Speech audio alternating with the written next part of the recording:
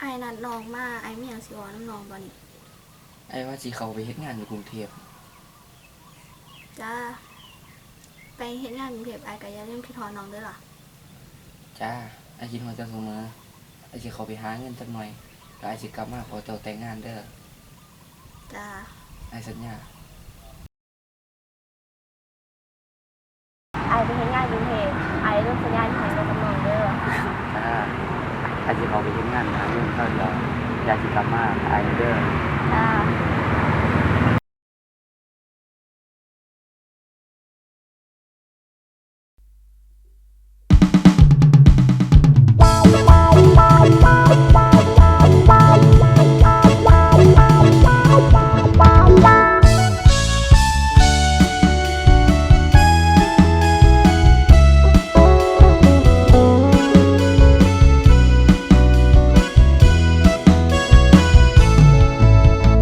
คือทอดบ้านนา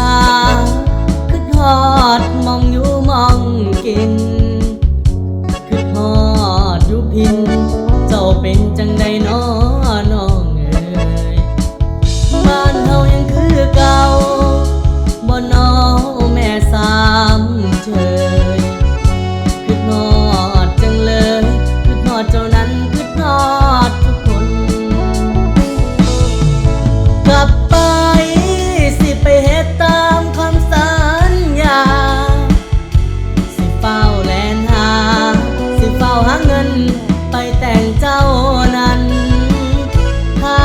ยบ่โดนสิเฝ้าเก็บเงินไปแต่งบ่โดนแก้มแดงสิไปเฮ็ดตามคำสัญญา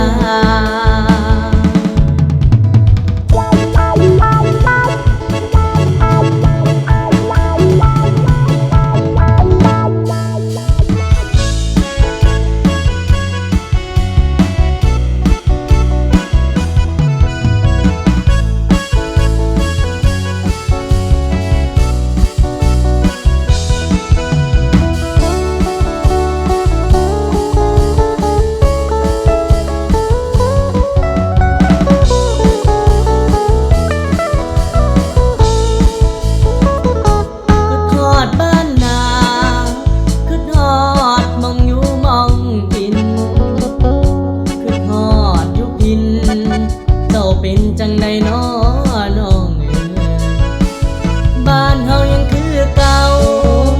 บ่น้อแม่สามเชยคือทอดจังเลยคือทอดเจ้านั้นคือทอดทุกคน กลับไปสิไปเฮ็ดตามคำสัญญาสิเฝ้าแลนหาสิเฝ้าหาเงินไปแต่งเจ้านั้นถ้าบ่โดนสิเฝ้าเก็บเงินไปแต่งบ่โดนแก้มแดงสิไปเฮ็ดตามคำสัญญา กลับไปสิไปเฮ็ดตามคำสัญญาสิเฝ้าแลนหาสิเฝ้าหาเงินไปแต่งเจ้านั้นถ้าบ่โดนสิเฝ้าเก็บเงินไปแต่งบ่โดนแก้มแดงสิไปเฮ็ดตามคำสัญญาบ่โดนแก้มแดงสิไปเฮ็ด ตามคำสัญญาคิดฮอดอ้ายอยู่บ่เนาะบ่ให้คิดฮอดไอแล้วสิให้คิดฮอดไผให้กลับมาแล้วมาพร้อมคำสัญญาที่อ้ายเคยให้ไว้แต่งงานกับอ้ายเด้อจ้า